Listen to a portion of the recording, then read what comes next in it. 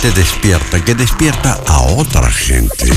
Claudia Álamo, Patricio Fernández y Rafael Gumucio observan y analizan el país y el mundo en una conversación sin concesiones. La actualidad y sus protagonistas. Aquí todo parte desde cero. Eres inmune. Inmune a la droga y el alcohol. Ya es 27 de julio y es Santa Natalia. Santa Natalia y San Aurelio. Sí. Yo tengo a Aurelio Brisolana. Un abrazo. Natalia Badovich.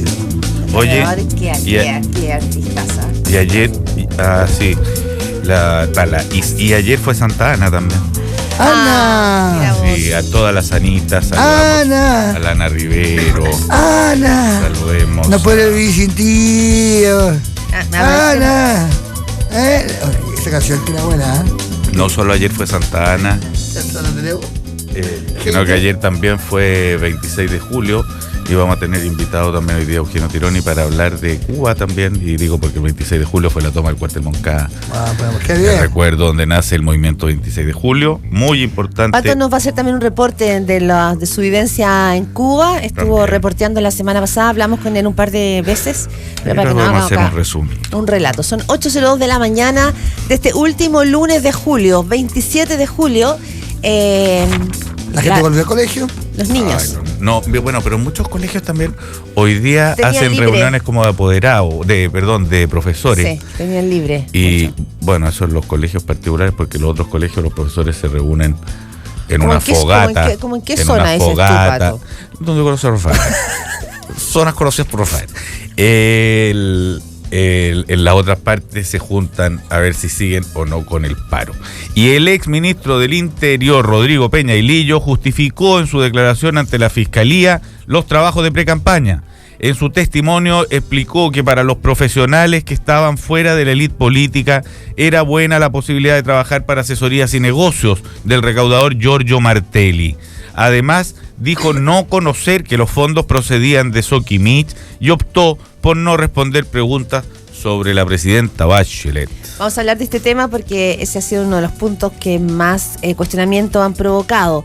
La ausencia de una información o una posición más categórica del exministro Peña Ilillo, del fin en su minuto de la presidenta Bachelet, que ahora dice que por recomendaciones de su abogado él no va a opinar sobre nada, instalando un manto de dudas respecto de cuánto sabía que es o una no. Declaración intrigante. Por lo menos. Por lo menos.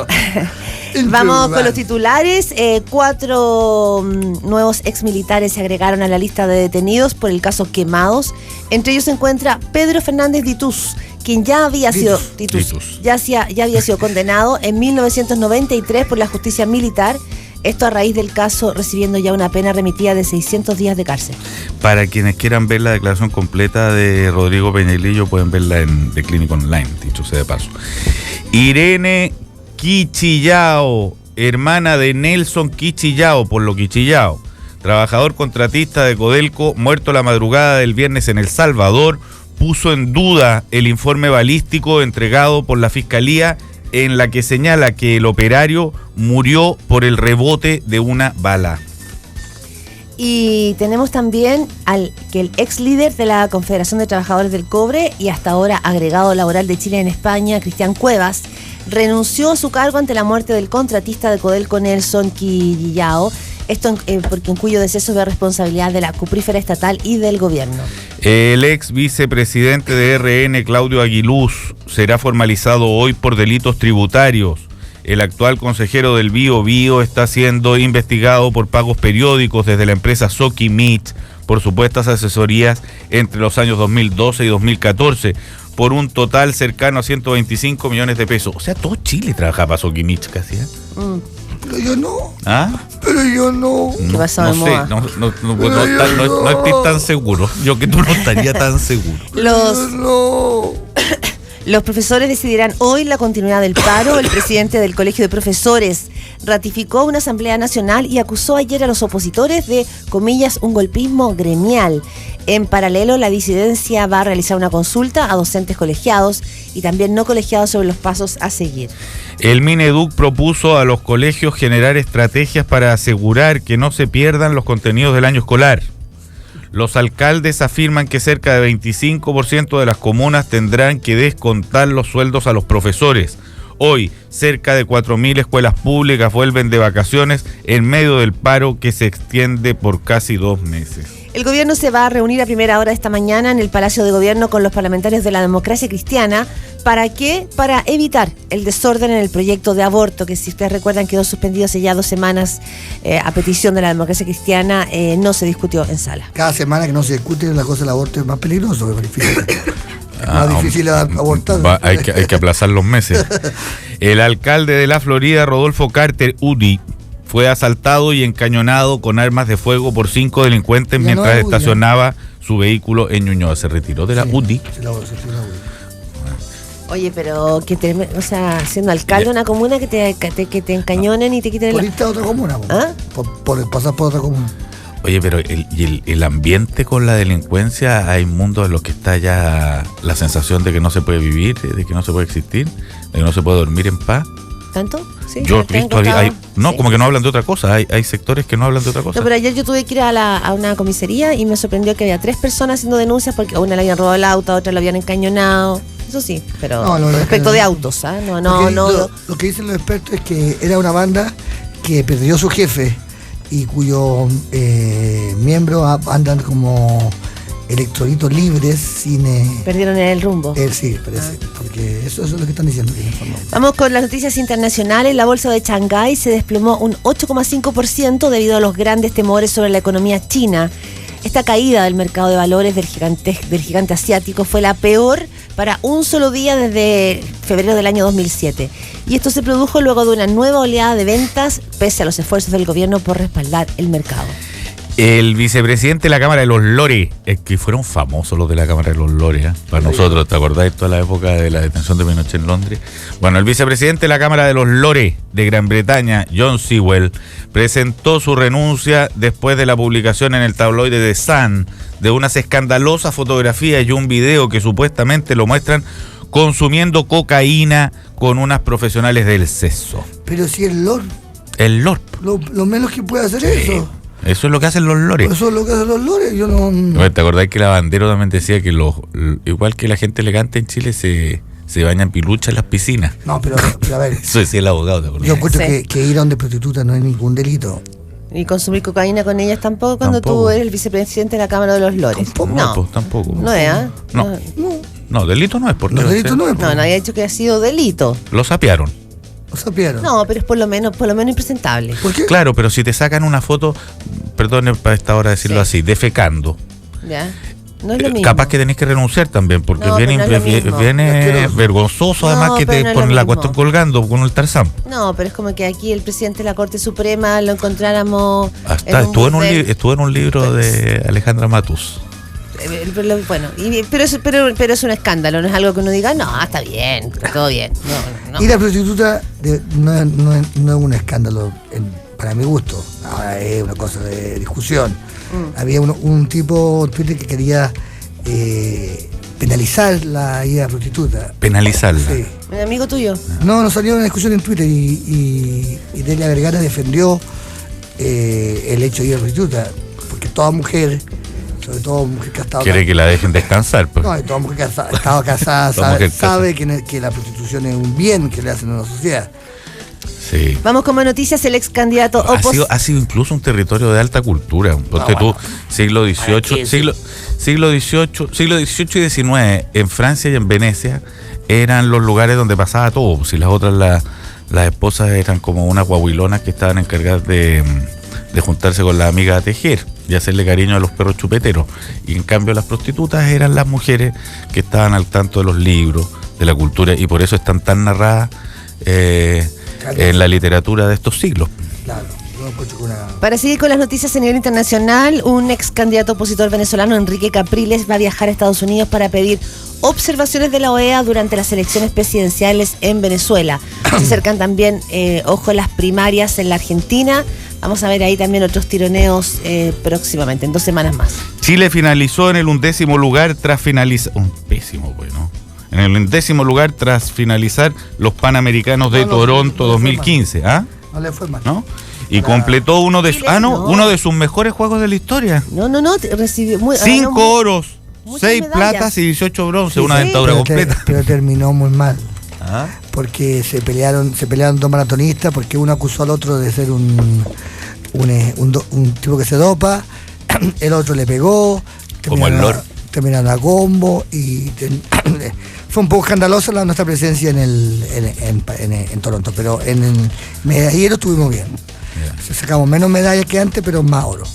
Estamos creciendo como deporte, pero con además, todo. no todo lo que brilla es oro. No, exactamente. 8:11 de la mañana. Oye, ¿Cómo partimos la Yo semana, quisiera Rafael Gumucio, políticamente? Comentar brevemente lo que vimos ayer en Realidad Cero, que fue la entrevista a Carmen Gloria Quintana, que fue una de las enésimas entrevistas que ella y la madre de Rodrigo Rojas Benigna ha dado.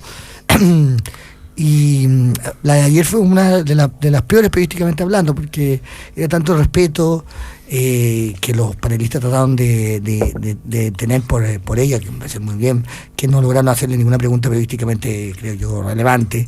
Fernando Villegas demostró esta especie de cinismo que raya con la tontería y la flojera mental, que es como todos sabemos que las cosas nunca se resuelven, de que al final no todos sabemos, no todos sabemos, de repente hay alguien que es un pobre judío matado que lo crucifican y cambia el mundo, y ahí los Villegas del mundo por enésima vez que han y lo que pasó en derechos humanos en Chile, no en el caso de Carmen Gloria, pero en muchos casos prueba que la teoría de Villegas, de que en el fondo las instituciones siempre se protegen, que en el fondo nunca se hace justicia, que en el fondo es una imbecilidad o una ingenuidad pedir o luchar por la justicia, la propia historia, incluso la de la Carmen Gloria, prueba que es una tontería, y que es una tontería disfrazada de inteligencia, y que es un tipo de mentalidad cinicoide que ni siquiera es cierta. Es decir, ni siquiera es verdad.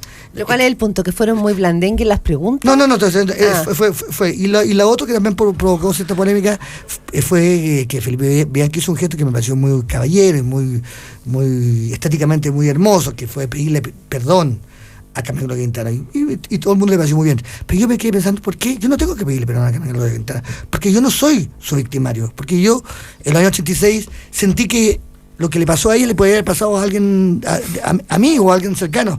Yo no tengo nada que ver con ese crimen en ese sentido, y no me siento, y no me quiero sentir ni responsable, y muy por el contrario, creo que decir que todos somos responsables de ese crimen es lo mismo que decir que nadie es responsable. No todos somos responsables de ese crimen, no todos somos culpables, y son culpables algunos por encubrimiento, por acción o por omisión. Yo no soy culpable, ni creo que Felipe Bianchi, por lo demás, sea ni culpable ni por acción ni por omisión. Entonces, esta especie de pedir disculpas como si la sociedad chilena entera hubiese tenido responsabilidad en el caso de Rodrigo Rojas y Carmen Gloria Quintana, no es verdad. No es toda la sociedad la que tuvo responsabilidad. La verdad es que no vi lo que dijo Felipe Bianchi, no lo vi, lo estoy escuchando y lo recojo de ti. Me imagino que pedir perdón es un acto de nobleza, de decir, pucha, estábamos en una sociedad en que te hicieron esto. No es que yo me sienta responsable, porque yo no era de ese bando. Seguramente vean que no era de ese bando. ¿Por qué pides perdón? Yo creo que lo que pide perdón, estoy interpretando, ¿no? Sí, pero ¿qué es el tema? Creo que pide perdón por lo que sucedía en una sociedad, porque una sociedad finalmente termina generando este nivel de monstruosidad. ¿No? Pero ¿por qué voy a pedir yo perdón a nombre de algo que yo quisiera que me pidieran perdón? Porque yo tampoco tengo responsabilidad en la muerte de Carmen Gloria Quintana, y recuerdo haber salido a la calle en esos momentos, y recuerdo haber sentido miedo en esos momentos, y recuerdo haber considerado que eso era un escándalo absoluto. Yo creo que el riesgo... ¿Cómo decirle a Javiera Paradas es que perdón? No, yo no le tengo que decir perdón. Yo no le tengo que decir perdón. ¿Cómo le voy a pedir perdón? Ella sabe que yo no le tengo que pedir perdón. Yo fui alumno de ese colegio. Fui alumno de Manuel Guerrero. Yo podía haber estado en ese colegio. ¿Por qué le voy a pedir perdón?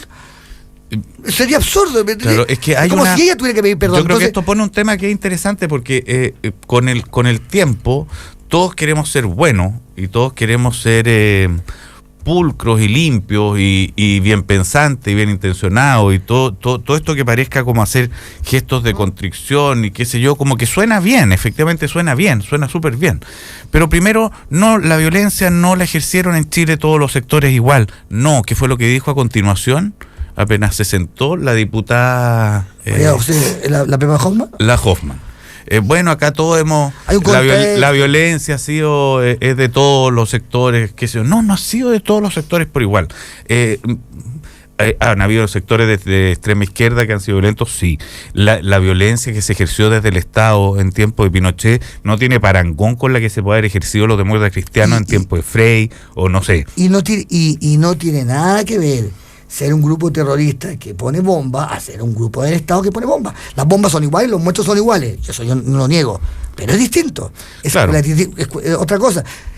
Y viene el segundo tema que Villegas decía. Ahora, la otra vez, pero espérate, pero ahí sí hay un matiz. La otra vez yo conversaba con el general Vergara, sabes tú, el general Raúl Vergara, que ahora está dedicado a las conversaciones de paz está como enviado internacional entre las FARC y el gobierno colombiano, pero que él fue un militar que lo pasó muy mal, además porque era un militar de izquierda, como próximo al general Bachelet, también a toda esa gente, y que después se fue incluso a guerrear en Nicaragua, y era un militar de izquierda que creía en la revolución.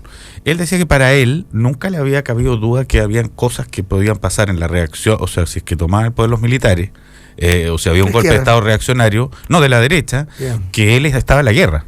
Sí, pues. O sea, él no lo iban a ir a tratar con guante no lo iban a ir a tomar en brazos y llevar con mucho cuidado, que eso, porque él estaba en una lógica. Ahora, eso no es lo mismo que el compadre que está haciendo clase en un colegio y lo agarran te agarran a la salida y le cortan la cabeza. Estamos claros. O sea... El otro dato que también aparece y que ha sido simbólico en el caso, digamos, de que habla un ex conscripto y habla y da la verdad después de tantos años en el caso Quemado, es que también ese mismo día, el viernes, apareció la información de otro ex conscripto que rompió también el pacto de silencio en el caso de Víctor Jara. Probablemente era más claro por la investigación de la situación en la que murió Víctor Jara. Pero es interesante el efecto que provoca que en menos de una semana 2 ex militares hayan entregado la versión de qué pasó, en casos así de simbólicos. Y eso me parece que no es poca cosa. Bueno, es muy tardío, pero habla y nos dice que aquí hubo una versión oficial del mundo militar de que no había más información, de que no existían cajones secretos ni pactos de silencio, y nos encontramos con que lo hay. Pacto de silencio ha habido. Y muchas de las personas que torturaron, asesinaron, hicieron desaparecer, saben y no lo dicen. Sí. Entonces, la relevancia, creo yo, más que lo que señaló el señor Villegas, que en realidad no me importa tanto, o lo que haya dicho Bianchi, es yo creo esto, la ruptura del silencio de un mundo militar que nos había asegurado como sociedad en los últimos años. Deben haber, también eso debe ser matizable, yo creo, porque deben haber pequeños grupos que en las distintas actuaciones tienen pactos, no hablaron más, se quedaron callados, etcétera. Pero también hay algo que se le pide a los militares que está por verse si es verdad. O sea, yo no digo que no lo sea, pero tampoco estaría seguro que lo sea. Y es que los altos mandos, ponte tú, tengan informaciones todavía de cosas que pasaron para abajo. Eso es discutible. Algunos generales con los que yo he tenido ocasión de conversar juran y rejuran que no saben. Que no saben más, que no... Ahora, si en el batallón que mató a Víctor Jara hay uno por ahí que podría contar algo, si en los que hicieron esto con la Carmen Gloria y con Rodrigo Rojas, y así en otros sucesivos casos todavía no conocidos, ojalá se rompiera, si acaso existe, ojalá esto continuara esta cascada. Pero eso es mirar, eso es mirar el rol de las Fuerzas Armadas en este tema como con una mirada más reciente. Si uno mira el rol de las Fuerzas Armadas, se demoraron bastante en pedir perdón. Pasamos, la comandancia en jefe del señor Augusto Pinochet hasta Cheire, pasaron varios gobiernos, varias mesas de diálogo, varios informes, rating y pedidas de perdón de las autoridades, en este caso de Elwin, hasta que los militares dijeron perdón por lo que hicimos. Y sí, hay cuerpos lanzados al mar. Y no se supo mucho más, pero ¿por qué un general de las Fuerzas Armadas podía saber menos que lo que sabían periodistas de la época que escribieron el libro, que desempolvaron la Operación Cóndor? Pero Pero ¿de qué está? Perdona que te haga la pregunta rigurosa, ¿de qué estamos hablando? No, es que, estamos hablando de caso y caso, porque en el caso de Carmen Gloria Quintana y de Rodrigo No, Rojas, pero es que espérate, es que además de que los militares, cuando el Estamos mundo hablando de que había periodístico, el año 90 sabía cosas y los militares la ocultaban, por supuesto. Eso sabemos todos, lo sabemos todos perfectamente, ¿no? En el caso de Carmen Gloria y de Rodrigo Rojas fueron sacrificados, porque su juicio se fue a la justicia militar y se estableció una verdad que es una mentira, una verdad agraviante, que es ellos estaban con Molotov, se quemaron, sí, y la culpa de los militares fue no asistirlo ni ayudarlo, sino lanzarlo a una zanja. Y ahora se está ocurriendo que no sea así. Ese es un caso. Hay otros casos que no, hay otros casos que se ha aclarado más o menos la verdad con datos. Pero quiero ir a otro tema, que aunque Villegas parezca irrelevante y parezca un señor cuya flatulencia está enfocada con su cerebro, no es tan irrelevante. Porque hay algo que él le decía a Carmen Gloria, decía, que la violencia va siguiendo. Y yo veo a los jóvenes y son muy violentos y las cosas que piensan son muy violentos y hay un grito muy violento. Entonces lo que viene a continuación es el siguiente discurso. Claro, yo voy a pedir perdón por lo que te hice, que fue muy malo, Carmen Gloria, pero tú pide perdón por lo que tú pides o por lo que tú pedías, porque lo que originó lo que pasó en Chile fue lo que ustedes estaban pidiendo, lo que ustedes querían hacer en Chile. ¿Pero quién habría dicho eso? Eso es lo que piensa la derecha, eso es lo que piensa la derecha. Que cuando uno pide en Chile hacer cambios sociales profundos y pedir más igualdad, entonces empieza una violencia. Porque es una violencia que me están quitando mi fondo, me están quitando mi privilegio. Y esa violencia, a uno ojalá pudiera no responder con violencia, pero a uno le dan la gana de responder con violencia. Eso es lo que está en el fondo del discurso. Y esto es lo que relacionan con el... Y Villegas estaría haciendo eco de ese discurso. Te estoy diciendo, hay una violencia muy fuerte. Entonces, Carmen Gloria, yo te pido disculpas por lo que pasó. Pero a condición de que... A lo mejor estabas pidiendo disculpas por los otros panelistas del programa. No, te estoy diciendo, a condición... No lo dije bien. Disculpa por haberse invitado a este programa. Te estoy diciendo el discurso oficial es, Carmen Gloria o cualquiera, nosotros como te podemos pedir disculpas por lo que te hicimos, a condición de que tú nunca más vuelvas a hacer lo que hiciste tú, que fue pedir en Chile más justicia. Eso... Porque, ¿pero eso de dónde dónde porque mira lo que pasó en El Salvador. Un carabinero le disparó a un sindicalista. Eso no es el retorno de la idea de que cuando se pide demasiado, cuando se grita demasiado, entonces hay que sacar la pistola a la calle y matarlo y quemarlos también después. ¿Tú crees que no volverían a quemar si volviera a vivir este estado de incerteza, inseguridad, de exigencia, de peticiones, de locura, de todo esto que estoy diciendo el lenguaje de ellos? ¿Tú crees que eso no volvería a pasar? Claro, así como Europa podría volver a matarse todos los países unos con otros. Esto está ahora. Cuando se habla del contexto se habla de esto. Se habla que en Chile hay cosas que no se pueden pedir y no se pueden plantear. Y porque si tú lo haces, entonces te tendrás que ver con la violencia. Por supuesto, trataremos de no quemar gente porque es demasiado. Pero bueno, vamos con otros temas también. Ese discurso no es que ¿cómo vamos con tu tema? Como que hay más noticias, hay un sindicalista baleado. Bueno, esa es una noticia nueva. La importancia no tiene ninguna en los noticieros. ¿Dónde está? Está en todos los diarios, está página completa en el Mercurio. Se habla de que aquí la familia señala que el baleo no fue una bala de rebote. Aquí lo tiene. No lo veo. La página completa. No lo ve. No lo veo. No lo ve. No lo está viendo. Rafael no lo ve. En la portada lo quieres tú. No sé si está en la portada, pero está tocado. Habló Codelco también. Lo veo. Lo busca y no lo ve. Ahí está. Mira, ahí lo. Bueno, sí está, en alguna parte de la página está, pero... No, ¿a usted no le parece grave que un continúa, sí. También es grave que un carabinero también hay un carabinero gravemente herido, también es grave. Pero me parece importante resaltar de que a peticiones iguales la respuesta es la misma, de nuevo. Y eso me parece que es el arrepentimiento de fondo. No es decirle perdón, Carmen, por lo que pasó. Nunca más va a pasar algo así. O sea, lo que tú pides, aunque nos parezca descaminado a algunos, nunca va a merecer la violencia y el ataque que tú mereciste. Eso es lo que una democracia tiene que hacer. Que en democracia todas las ideas, incluso las ideas que a uno le parezcan nocivas. ¿Te parece que eso todavía no está bien Yo creo que en Chile no, para nada. Si uno escucha algunas radios, una en la que trabaja Fernando Villegas, no es el discurso, este es un país que está que nos están quitando todo, que nos están matando todo y que en el fondo en cualquier momento habría que volver a a armarse y prepararse. Yo siento eso, no sé, quizás estoy siendo paranoico, pero siento eso. He dicho. ¿Qué opinas tú, Claudia? ¿Cómo te deja esto? ¿En qué estado te deja a ti esto? Bastante, Muy te veo muy atemorizada, muy atemorizada, muy preocupada. mucho susto. Que los lunes yo llego con mucha energía. Sí, con mucho susto. El martes ya se me empezó a calmar, pero el lunes llego. Y no sé mucho qué hacer ni qué opinar al respecto. Creo que Rafael lo ha dicho todo. Bueno, continúa, Claudia. Vamos a pasar a otras noticias también, ¿no? Bueno, Sí. Porque sí. el fin de semana se conoció la declaración de Rodrigo Peña y Lillo, la declaración que hizo a los fiscales. No estamos hablando de cualquier declaración, estamos hablando de una de las declaraciones más importantes, digamos, visto desde la nueva mayoría y de lo que implica lo que haya dicho no solo el ex ministro del Interior, sino que el hombre más cercano a Michelle Bachelet, tanto en su primer gobierno como en el tiempo que ella estuvo en Estados Unidos.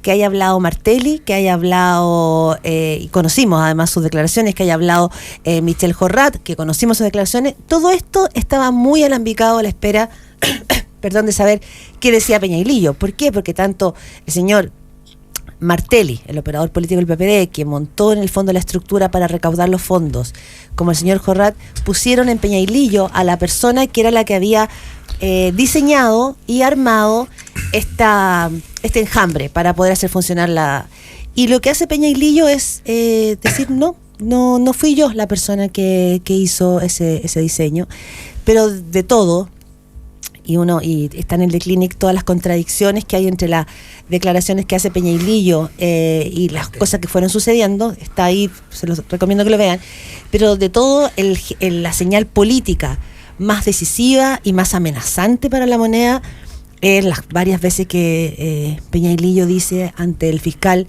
le preguntan, bueno, la señora Bachelet sabía, mi abogado me recomienda no responder esa pregunta. Algunos señalan que fue como súper educado en hacerlo y una estrategia judicial. Pero si uno habla con el mundo político de la nueva mayoría, solo ven en esto una amenaza velada de que Peña y Lillo podría tirar el mantel. Tengo una carta y no la voy a usar ahora, pero espérate un poco. Bueno, lo que es inquietante También, en esto también es el entorno, es los bandos que aquí se han ido organizando alrededor de las distintas partes de este juego. Sí. O sea, ¿quiénes están alrededor de Peña y Lillo? Enrique Correa, con Carvajal, muy fuertemente, estará en sectores del PPD. Bueno, el abogado... El sector del PPD es como decir nada, porque el sector del PPD hay en todas partes.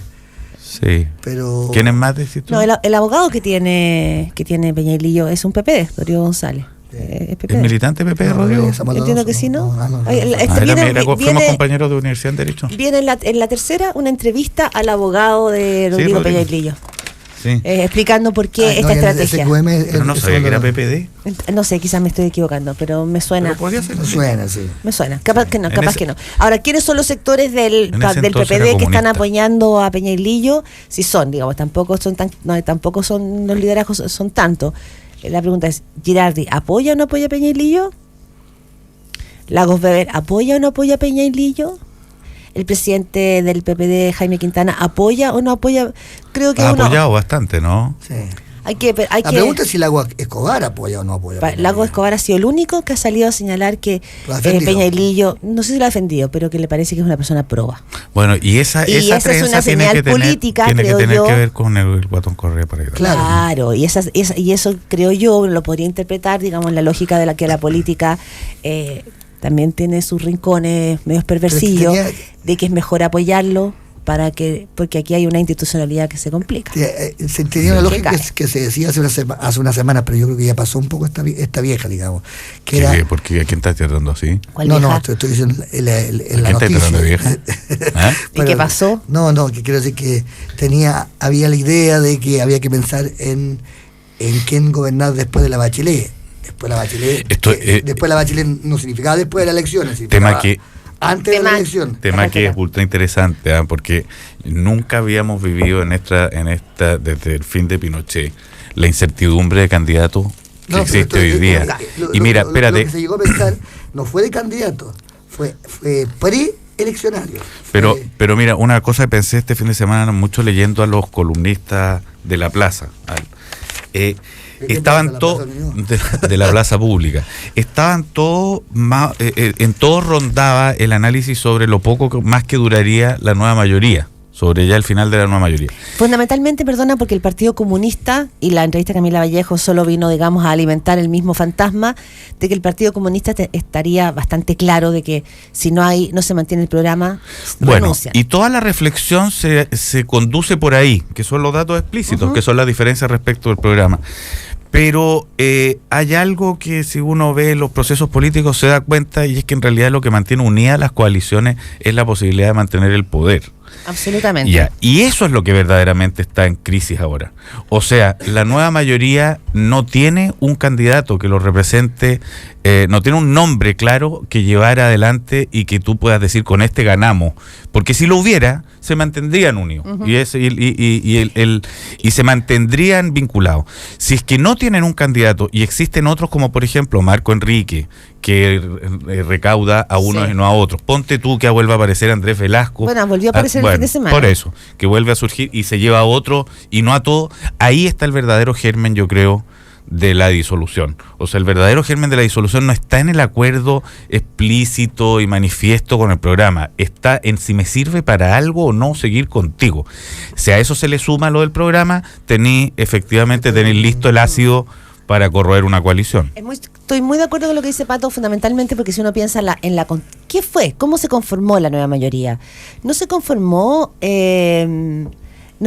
porque realmente había un proyecto de país que hacía indispensable la creación de una nueva coalición. Se creó porque era inevitable y evidente que Michelle Bachelet volvía y que necesitaba una coalición política, y fue creada en torno a Michelle Bachelet. Ella era el cemento de esa... Yo creo que no. Yo estoy completamente en desacuerdo contigo. Creo que la Bachelet destruyó la nueva mayoría, porque yo creo que no puede haber destruido una nueva mayoría que no existía antes que ella. Ha existido siempre, desde el año 88 los comunistas terminan votando por la Concertación, siempre. Es que es muy distinto, pregúntale a los comunistas si es distinto apoyar desde afuera en segunda vuelta una elección o ser parte de un gobierno y tener cupos en el Congreso. Es muy distinto. La última vez los comunistas entraron al Congreso porque los demócratas cristianos les dejaron cupos antes de la Bachelet, antes del gobierno. O sea, quiero decir que la idea de que la nueva mayoría es algo creado artificialmente y hace muy poco, no resiste ningún análisis histórico, pero más o menos serio. Resiste, Rafael, resiste el siguiente. En el periodo justo anterior a la creación de la nueva mayoría, por parte de Michelle Bachelet, de Rodrigo Peña y Lillo, lo que existía era gente que se estaba yendo de una coalición. O sea, el MAS se había retirado, Marco Enrique se había fugado. Sí, pero sociológicamente hablando, y eso es lo que... Está bien, eso de acuerdo. Es una discusión está bien, y por eso cuando Guterres Martínez dice justamente que sociológicamente no existe, que es solo un pacto electoral, está diciendo una gran mentira, o una mentira o un plan. Bueno, es un buen tema que vamos a hablar también con Eugenio Tironi. Son 8:34 de la mañana de este lunes 27 de julio. Viaje de negocios, confía en TurAvión, la agencia de viajes corporativos con más experiencia de Chile, que puede asesorarte en el desarrollo de políticas de viajes junto a las mejores negociaciones con proveedores a nivel nacional e internacional. TurAvión, 80 años viajando con usted. Infórmese en turavión.com. Emociones, llegar lejos, realizar algo que se pensaba imposible, vivir, romper esquemas, ser recordados, ser un ejemplo a seguir. Porque la emoción nos mueve. Mazda te invita a ver Los 33, la historia chilena que conmovió al mundo, en cines el 6 de agosto. Mazda. ENACO te invita a conocer el proyecto Barrio Alpino en la Dehesa, con todo lo que tu familia necesita. Cercano a colegios, centros comerciales, rodeado de grandes áreas verdes, con 2 tipos de casa, de 136 y 139 metros cuadrados. 4 dormitorios más servicio, amplia sala de estar y escritorio. Visita su nuevo piloto, sala de venta, Camino Huiquenal 3745, Casa 11, La Dehesa. Para más información, entra en enaco.cl y apúrese porque ahora hay que comprar. Suma viajes, tecnología, descuentos y todo eso que te gusta con el programa de beneficios Corpunto de tus tarjetas de crédito Corbanca. Conoce más en corbanca.cl. Atención, amantes de los bigotes y las barbas, porque Chic presenta The Barber Contest, el primer torneo de barbería made in Chile. Demuestra tu talento en The Barber Contest by Chic y podrás ganar un viaje a Nueva York a conocer las mejores barberías. Ingresa a www.thebarbercontest.cl, inscríbete y participa. Libera tu creatividad. Chic, libera tu piel. Vamos y volvemos. Eugenio Tironi, aquí en Desde Cero. En Radio Cero, desde cero. 33 hombres, una historia. 33 familias, un milagro. 33 héroes, una marca de automóviles. Porque la emoción nos mueve. Mazda presenta Los 33, la historia chilena que conmovió al mundo. En cines, 6 de agosto. Mazda. Respalda y garantiza Derco. En Radio Cero son las 8:37 minutos. Cuando sumas viajes, abres tu mundo. Cuando sumas beneficios, más entretención. Y sumando tecnología, la vida es más simple.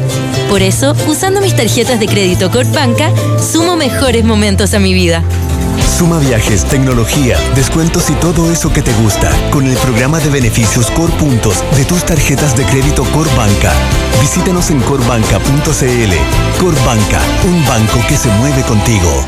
Turavión es la agencia de viajes corporativos con más experiencia en Chile. Más de 200 especialistas dedicados a entregar la mejor solución para los viajes de su empresa, reuniones, eventos y viajes vacacionales. Pertenecemos a la red global HRG con presencia en más de 120 países, lo que nos permite entregar los más altos estándares en implementación de programas de viajes corporativos y tecnología de vanguardia, siempre apoyados por nuestros business managers. Turavión, 80 años viajando con usted. Infórmese en turavión.com. ¿Qué es lo que mueve a ENACO?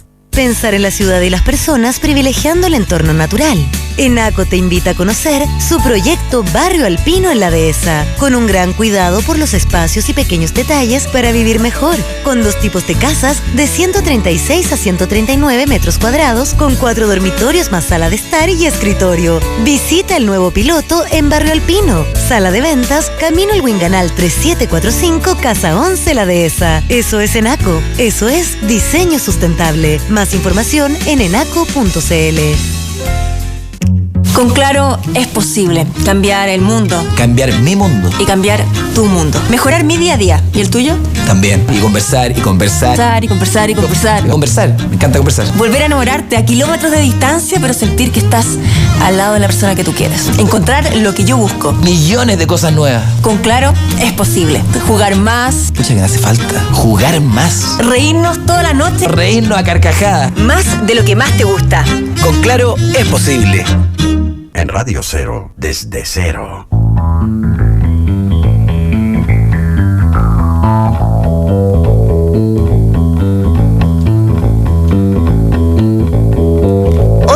De la mañana, don Eugenio Tironi, sociólogo,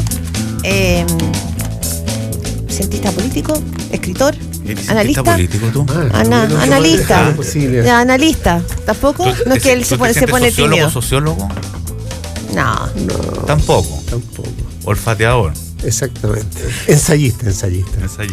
Eugenio, tenemos varios temas, pero quiero partir con esta frase. Tú has sido además un muy buen creador de frases y de eslogan en campaña.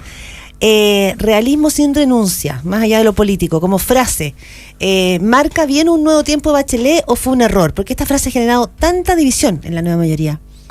¿Es un buen eslogan? Digo, fue una buena frase para marcar un cambio. A Carlos Peña le encantó. Un cambio de trote. Bueno, es que hay frases parecidas, como fueron un momento de crecimiento con equidad, o justicia en la medida de lo posible.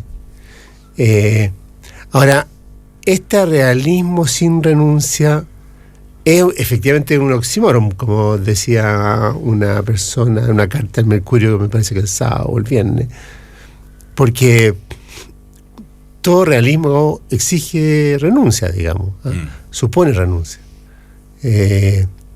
Pero a mí hay una cuestión que digamos, yo acepto esta suerte de ambivalencia que tienen muchas veces los slogans, ¿Y este lo tiene? Puede ser ¿Realismo? feliz en esta vida, no sé. Pero lo que a mí no me gusta mucho, confieso, es esta apelación al realismo. ¿Por qué? ¿No era un minuto en que uno tenía que mirar? O sea, No, las porque cifras por una parte económicas. hay una cuestión como conceptual y una cuestión más bien contingente. Lo conceptual es que acabo de estar así hojeando un libro de un sociólogo peruano francés que se llama Danilo Martuchelli, que es un libro precioso, que es sobre cómo la sociedad construye la noción de lo imposible. ¿Ah? Entonces, y analiza cómo lo ha hecho, cómo él habla de un régimen de realidad religioso, o sea, que la religión fijaba los límites de la realidad, otro que llama el régimen de realidad político, y hoy día el régimen de realidad económico. ¿Ah? O sea, cómo se le entrega a la economía la facultad de delimitar la frontera de lo real. ¿Y la política a ti te parece que se debe fijar destinos imposibles? Yo creo que la política tiene como función establecer la tensión entre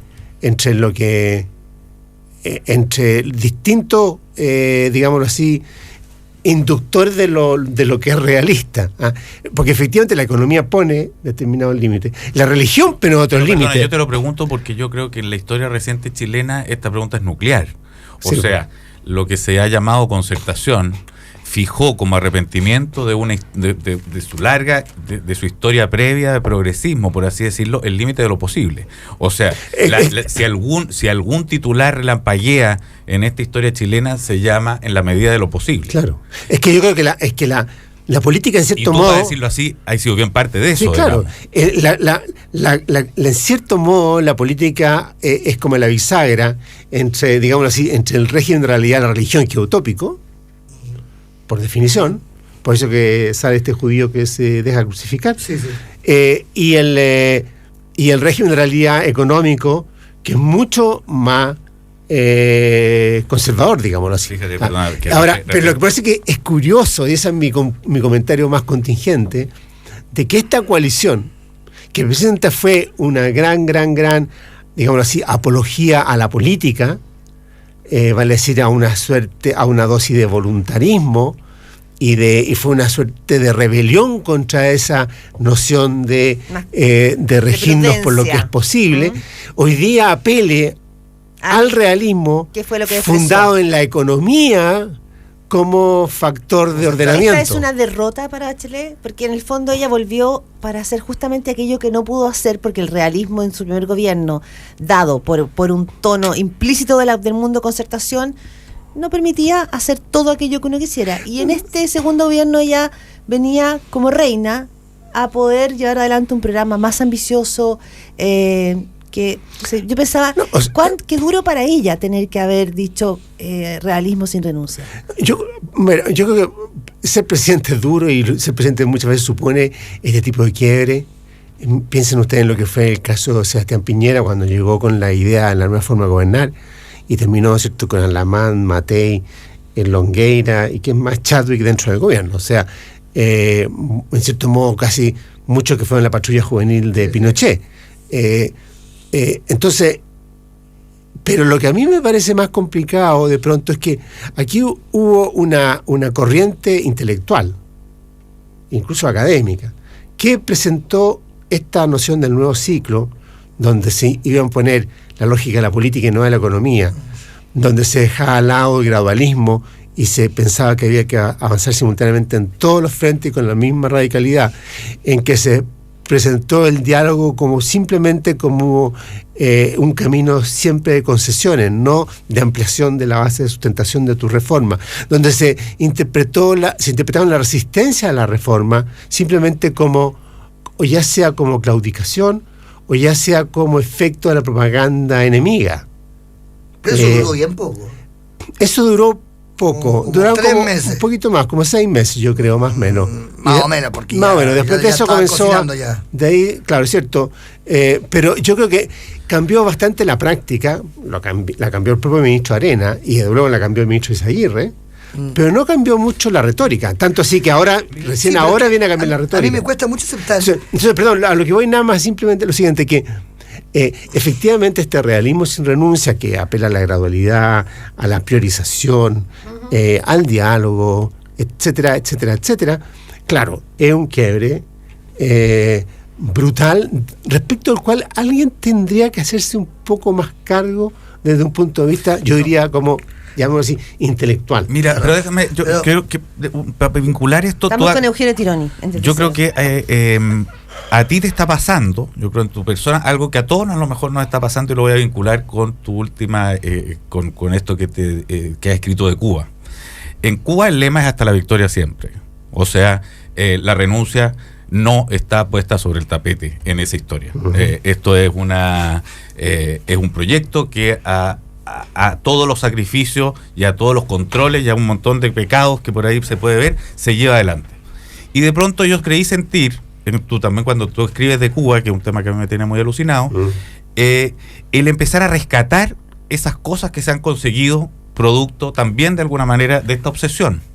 Y Chile, la transición fue del avanzar sin transar a la caricatura contraria que algunos quisieran poner, como Jocelyn Hall, que es transar sin avanzar o qué sé yo.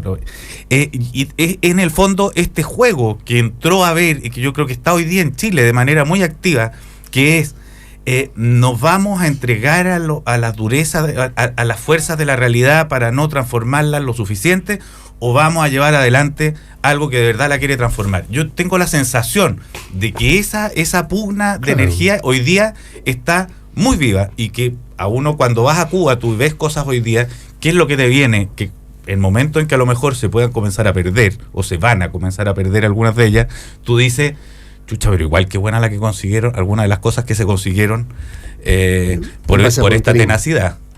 Claro, pero yo no quisiera caer en una cuestión que yo creo que ha caído Cuba. Sí. En Cuba, claro, tú tienes una retórica de hasta la victoria siempre, pero una práctica y una cultura cotidiana en que todo el mundo está haciendo trampa, y todo el mundo está viendo cómo hacer las cosas por la izquierda, y todo el mundo está viendo cómo extrae renta, para no decir robar, que suena un poquito feo, cómo extrae renta del Estado a través de vías, digamos, a través de resquicio, o a través simplemente de hacerle, como decía, trampa, para poder conseguir, ¿no es cierto?, los CUC para vivir. Entonces, claro, tiene un discurso maravilloso, sin renuncia, pero tiene una realidad concreta que es puro de un realismo que cae en el cinismo. Entonces, si lo pone un poco más grande, son 54 años en los que Estados Unidos financió a los contras, ayudó en el golpe de Estado en Chile, cayeron los gobiernos de izquierda revolucionarios en todo el continente, producto de esa energía, y en una resistencia muy eficaz. Finalmente, Cuba ahí está hoy día conversando de igual a igual con Estados Unidos en una cosa que no sabemos para dónde va, pero que efectivamente resistió. O sea, así fue. Sí, pero pero ojo, porque también no quiero idealizar en el sentido, resistió. No estamos idealizando nada. Pero resistió en tiempos de Guerra Fría, ahora sí, resistió al costo de plegarse a la Unión Soviética de ese entonces, de tragarse el buey del estalinismo, de usar prácticas muy cercanas al estalinismo en la propia isla, y segundo, logró resistir después por esta vía de la renuncia a la victoria, digamos, en el fondo, por la vía de adaptar formas que son problemas bastante perversas del capitalismo, que están ahí, se ven en todos lados. Entonces, yo en ese sentido soy un poquito más integrista, o sea, tengo esa manía, que no sé por qué me da por esto de reclamar cierta consistencia intelectual respecto a las decisiones y a las prácticas que uno ejecuta. Pero ¿estuviste en Cuba o esto solo es lo que has ido leyendo? No estuve en Cuba. Estuviste en Cuba, o sea, en el fondo... No, si te vi una foto y todo. ¿Dónde lo viste? En el clip estaba una foto con un auto de vesicado. Pero volviendo... Era el más moderno que había en la Quinta de sí, pero volviendo a lo que tú estás diciendo, que a mí me parece que es el centro del asunto. Que nosotros en los años 90, y el que cuán más, cuán menos. Algunos podrán decir que no los tocó, a otros pueden decir que sí los tocó. Llegamos a la siguiente teoría, que el mercado era el orden natural de las personas, que el mercado era algo como Darwin, digamos, podía estar en contra o a favor, pero que era como estar en contra o a favor de los árboles o de los animales, digamos, y que un mercado, mientras más desregulado sea, es lo más parecido a la naturaleza humana. Y luego eso quebró, desde el punto de vista incluso real, el 2008. O sea, el mercado no es natural, los seres humanos no se manejan en el mercado, y es una utopía, como podemos decirle, como la cubana, completamente fracasada. Sin embargo, uno ve, y eso es lo que me molesta en el realismo sin renuncia, cuando se habla de realismo se dice, volvamos a esto, que es que el mercado es lo natural y que lo antinatural es pensar que ayudar a los vecinos, eso es... ¿Se ha dicho eso? Yo me pregunto si se ha dicho. Es el discurso de fondo. Creo que eso no se ha dicho, y que en el fondo es lo que se supone que implica esa frase. Es el villeguismo. ¿Para qué estamos con cosas? Los seres humanos somos así, nos gusta ganar, a nadie le gusta perder, a todos nos gusta ser ganadores. Ese es el discurso de fondo. Yo creo que tú tienes un súper buen punto. Yo comparto 100% tu diagnóstico. Yo creo que nosotros nos hemos venido emancipando, digamos, en los últimos 10 años y un poco menos, quizás, de esa naturalización del mercado. Por lo menos yo, no quiero hablar por otros que quizás siempre tuvieron... a mí me encantaría todavía, pero no. Pero claro, y en ese sentido este tipo de apelación puede ser un retorno un poco irreflexivo. O sea, y además, ¿sabéis? Y por tanto yo le pondría le pondría más condiciones. O sea, no hay ninguna duda que en general los datos económicos de hoy no son necesariamente mucho más malos que hace un tiempo atrás. Nada de lo que está ocurriendo era algo que no se más o menos se preveía. No se preveía hace 6-7 meses. Entonces, la apelación a la economía es una apelación política. Porque la economía tiene esta virtud de disciplinamiento que no tiene ningún cónclave, pues. Y ningún encuentro. Pero Eugenio, a lo mejor es muy coyuntural, pero para llegar a que la presidenta se siente y diga realismo sin renuncia cuando ella presentó el programa más ambicioso de los gobiernos de la concertación o de la centroizquierda, quiere decir que acá se instaló una convicción o una situación política, económica tan delicada, claro, que no sé si la estamos considerando en ese análisis. Yo estimo que yo no recuerdo, por lo menos desde el 90, un gobierno que haya enfrentado el desplome de su proyecto de un modo más radical que este. Pero mira, hoy día y eso no tiene que ver solamente con la economía, ni principalmente con la economía, tiene que ver con el respaldo popular, con la cohesión de su propia coalición.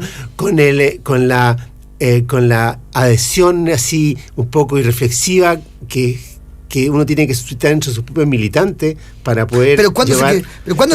Esto partió, la curva se quebró en junio del año pasado. O sea, antes de ninguno de estos factores que hoy día estamos mencionando, antes que cayera el precio del cobre y todo lo demás. Pero mira, eso es totalmente cierto, pero porque hoy día en la mañana en El País leía esta frase de Rubalcaba: el discurso de la recuperación económica es potente en apariencia, pero tiene grandes limitaciones. La crisis ha sido para el PP la coartada que le ha permitido hacer lo que siempre quiso y nunca se atrevió. Esa cuestión también es algo que acá está en curso, digamos. O sea, se le dio la excusa, este gobierno le dio la excusa deseada con su mal primer año, con su pésima administración y con su mala llevada a cabo la reforma, le dio la excusa a los que no la querían para empezar a remar con mucha más fuerza para atrás. Sí, o sea, también. Claro, y para decir que lo natural, que el problema de esto no es el haber hecho mal las cosas, sino que el haber pretendido la mejora de determinadas cosas. Es una lectura posible, pero eres demasiado benevolente respecto a un proyecto, a un grupo que se interpreta además como una generación, a una cierta edificación intelectual. Así es, desproporcionado. Que planteó esto que se desplomó en menos de 6 meses. O sea, tú lo pones, la idea. Pero perdóname, se empezó a desplomar en menos de 6 meses. Se destruyó en febrero. Y por un caso del que ya nadie habla, que se llama caso Cabal, el hijo de la presidenta. Es que uno no puede ser tan casuístico en esto. A mí, en ese sentido, a mí como no me gusta lo del realismo apelando a la economía, tampoco me gusta que esto fue producto de Cabal, o que esto fue producto que eran de impericia o de errores de cómo se hizo en la reforma. No, aquí fue un conjunto de factores que que respecto a los cuales sería bueno reflexionar antes porque aquí estamos ya buscando las soluciones. Y estamos cuando todavía no hacemos la cirugía, cuando todavía no hacemos de pronto, y aparece como que si esto hubiese sido como que fuimos secuestrados por un grupo como de timadores, y que por suerte que ahora están ahí quietos, o que nos vino como una suerte de emborrachamiento, o sea, como que, y por fin ahora alguien nos golpeó en la cabeza, la economía por supuesto, y nos volvimos realistas, nos volvimos adultos, dejamos de ser niños, pero ¿cómo puede ser así? Esto es una sociedad. Reconstruyamos el cuento, porque yo creo que eso viene bien. Esto es como que los diagnósticos vienen de olvidos sucesivos muy rápidos de repente. Claro, las soluciones vienen. Y son muy ridículos. Cuando fue la elección de la Michelle Bachelet el año 2014, yo recuerdo perfectamente que entre el 2011 y el 2013 que ella asume la candidatura, el mundo así llamado concertacionista estaba desaparecido, no podía salir a la calle, no en el sentido de que cuando habían marchas no había ni uno, las marchas eran en contra de ellos. Entonces de pronto gana la presidencia un personaje que es el único que ha conseguido empatizar más o menos y servirle como caballo de batalla para llegar a algún lado, y ese mundo concertacionista cayó. Podía tener todas las sospechas, una sensación como incómoda de cómo esto se estaba construyendo, pero con tal de llegar ahí a esta cuestión se quedó callado. Y de pronto ahora yo el peligro político que veo es que vuelven como los salvadores respecto de una locura que los llevó al poder, y vuelven como los salvadores sin futuro, porque yo quiero volver a ver esta elección, en la elección siguiente, a estos salvadores sin alguien que los salve. O sea, quiero ver cómo va a empatizar este mundo de sabios que retorna cuando no tiene el espíritu ni el encanto con la población que en su minuto le dio la torpe Bachelet, para decirlo así. ¿Y la figura de Ricardo Lagos no aparece en esa misma línea? O sea, ¿hoy? No sé, preguntémoselo a Tironi. No, pero lo que pasa es que yo he estado pensando estas últimas horas es que 15 minutos. Que deberíamos hacer como incluso tomar más distancia. Aquí hay algo que pasó, como tú dices bien, tipo 2008. Sí. 2008, 2009, 2010, incluso antes. Partió quizás cuando fue del 2005. Elegida, fue después del gobierno de Lagos. Lagos fue como el canto de los cisnes. Después de eso tuvimos la apelación como al carisma como salida. Terminó mal. Se terminó, claro, con mucha adoración a la figura, pero sin respaldo a la coalición, y se fue el fracaso de Frey. Y además se fragmenta la concertación, emerge Piñera, etcétera. Luego viene entonces la apelación, digámoslo así, a la magia empresarial, que es Piñera. Fracasa.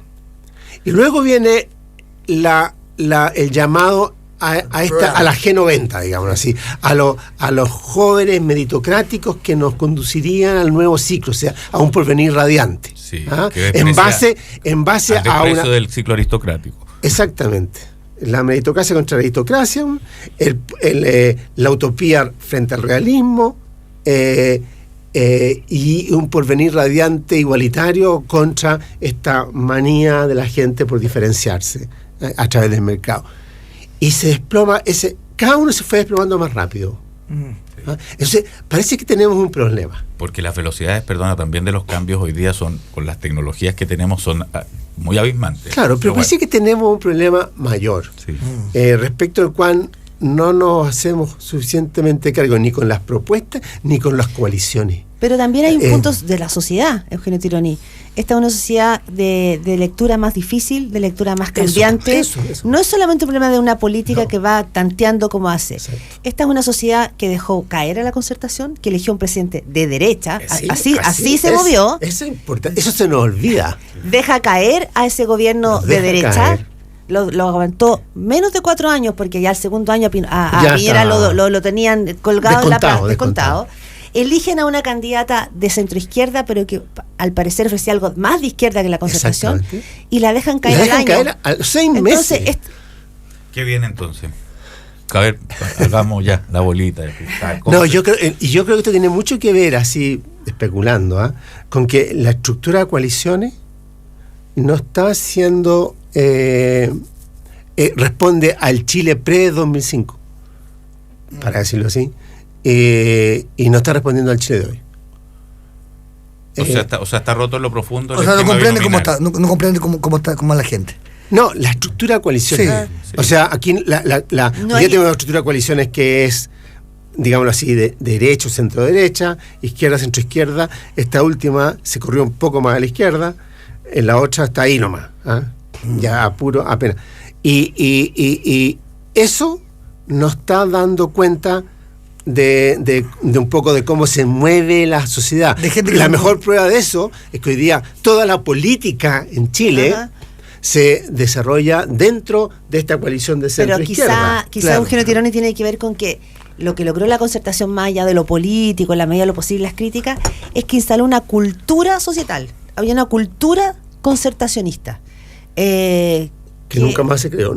Que nunca más. Y fue lo que en algún minuto Longueira le dijo a Piñera: usted tiene una mayoría electoral, pero no tiene una mayoría política. Claro. Si uno no construye una mayoría política que tiene que ver con y yo creo que la nueva mayoría tuvo una mayoría electoral y no una mayoría societal. Claro, es que a eso voy, que quizá alguien tendrá que plantearse de que esta coalición de la nueva mayoría responde, que fue una gran invención política, o sea, los gestores de esto yo les saco el sombrero, fue brillante, pero fue brillante desde el punto de vista electoral, fue brillante para llegar al poder, pero no responde a una mayoría sociológica. Yo creo que digámoslo así. Y por ende, eso que está pegado ahí está condenado a despegarse. Yo creo que al revés. Yo creo que desde el 99 la nueva mayoría existe sociológicamente. Desde el plebiscito. En el plebiscito votaron los comunistas, de los comunistas hasta la DC. Lo que pasa es que siempre han gobernado un grupo, pero sociológicamente la pertenencia a la centro-izquierda y a sus símbolos y a su imagen es muy antigua y muy vieja. Puede ser que la gente nueva no esté en esa, pero ellos sentí que la mayoría era simplemente sincerar y darle poder a los que siempre han estado ahí. No hay ningún gobierno de centro izquierda que no haya llegado al poder gracias a los votos de los comunistas en Chile en los últimos 10 años o 15 años. Entonces no, simplemente era darle un ministerio a gente que te está dando el poder. Para mí eso es la nueva idea. Y de nuevo tenemos la misma pelea, que es dennos los votos, dennos la aprobación y nosotros gobernamos sin ustedes. Pero lo que pasa es que lo que se está viendo hoy día es que esto de gobernar juntos puede terminar siendo una pesadilla. Claro. Y está siendo una pesadilla, porque... ¿Para quién está siendo una pesadilla? Para el país, porque la cuestión no va para ninguna parte. O sea, en fondo que esa fractura que es propia de toda la sociedad, que mencionaba Pato delante, entre, digamos así, el realismo versus, digámoslo así, para poner una caricatura, el utopismo, está en el seno mismo de la coalición que gobierna. Entonces, eso lo tiene completamente trasladado. Entonces, a lo mejor hay que volver a algo que era propio de la sociedad chilena en toda su historia, que eran los famosos 3/3. Claro, yo diría que hasta tienen distintas utopías, que es lo que ya puede separar totalmente y eso, entonces a dos mundos. Bueno, con el fin del binominal eso va a ser pero quizás esto hay que encararlo más derechamente, no de un modo puramente factual, y ya romper los tabúes. O sea, yo creo que la idea que la centroizquierda tiene que estar unida, y que eso se está probando, que el remedio está haciendo peor que la enfermedad, Entonces a lo mejor pero ¿qué pasa? Tiene que abandonar eso, tiene que haber una izquierda, un centro, pasa lo que dice Pato, que yo creo que es bastante, y yo en el etos de la gente de la nueva mayoría, que yo creo que existe desde el año 90, estoy cansado de darle los votos, estoy cansado de conseguir los presidentes para que ellos después llegue Jorge Burgos, que no gana ni una elección, que no la hace nada, y llega Jorge Burgos o el Mundo Pérez Lloma o no sé qué, y él consigue, se agarra la mina. O sea, yo le pago el restaurante, voy, no sé, la tengo media lubricada y llega el tipo y perdone por ser, pero o la tengo media... No, porque es una cosa personal. Pero la tengo medio lista y se va con Jorge Burgo o se va con Perilloma. Entonces estoy cansado de hacer todo el trabajo. Ese es como un poco... No, pero el gato contrario, te dejé todas las posibilidades, te enseñaste en los sillones siempre más... pero siempre se lleva la mina. Y mira cómo terminaste, tengo que ir yo a salvarte. Ahora te la dejo servida, te la dejé acostar. Mira cómo terminaste. Y bueno, sí, pero el problema es el diagnóstico. ¿Por qué se nos fue? 905. Quedará para una próxima conversación. Eugenio Tironis, 905. Muchas gracias por estar aquí en Desde No, Cero. muchas gracias a ustedes. Buena semana, chicos y chicas. Chau.